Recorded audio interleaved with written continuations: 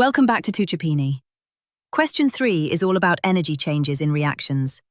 We'll define enthalpy of formation, write thermochemical equations, use an energy diagram and Hess's law, and finish with a heat calculation. Take it slowly with me, and it all links together. Part A asks us to define the standard enthalpy of formation of a compound. Let's build the definition from its key words, because the marks are in the detail. It is the heat change that happens when exactly 1 mole of the compound is made. 1 mole, not 2. That word matters. And it is formed from its constituent elements, with everything in its standard state, the normal form at these conditions, measured at 298 Kelvin and 1 atmosphere pressure. Put those 5 pieces together and you have the full definition. First, carbon dioxide. To form 1 mole of it, we start from the elements carbon and oxygen. Solid carbon plus oxygen gas gives carbon dioxide. From the table, that releases 393 kilojoules per mole, so delta H is minus 393. Notice it's already balanced, with 1 mole of CO2. Now water. Here's the clever bit students miss. We need exactly 1 mole of water, so we can only use half a mole of oxygen. Hydrogen gas plus half O2 gives 1 mole of liquid water. Delta H is minus 286. Using the half is what keeps it to 1 mole of product. Now, study this energy level diagram. At the top sit the elements, 3 carbons and 4 hydrogen molecules.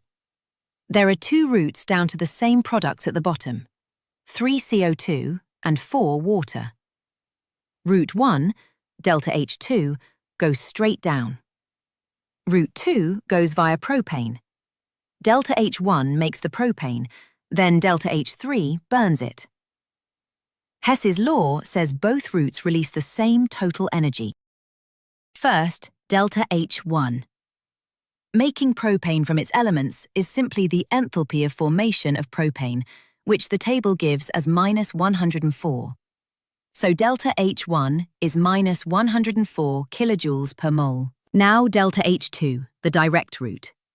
It forms 3 CO2 and 4 waters from the elements, so we add 3 lots of minus 393 and 4 lots of minus 286. 3 times minus 393 is minus 1,179, and 4 times minus 286 is minus 1,144. Adding those gives minus 2,323 kilojoules.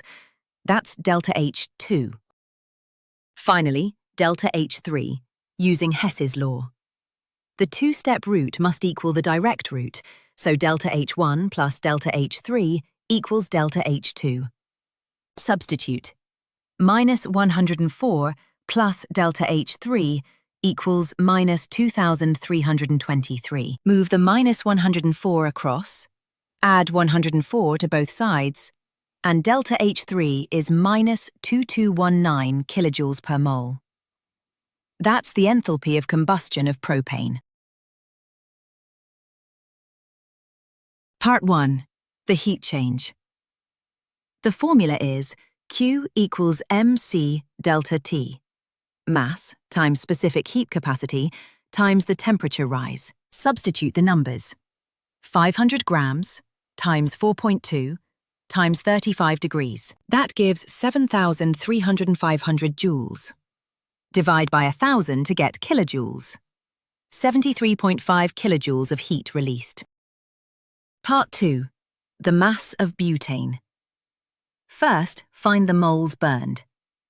Moles equals the heat produced divided by the heat released per mole. That's 73.5 over 2,880. Working that out gives 0.02552 moles of butane. Next, the molar mass of butane, C4H10. 4 carbons at 12 plus 10 hydrogens at 1 is 58 grams per mole. Mass equals moles times molar mass, so 0.02552 times 58, and that gives 1.48 grams of butane. There's our answer, with units. And that's question 3 finished, all 10 marks. Energy changes always connect. The enthalpy of formation values fed our Hess's law cycle, and the same idea, heat equals mc delta T, powered the final calculation. Well done. Subscribe to Tuchopini, and I'll see you in the next question.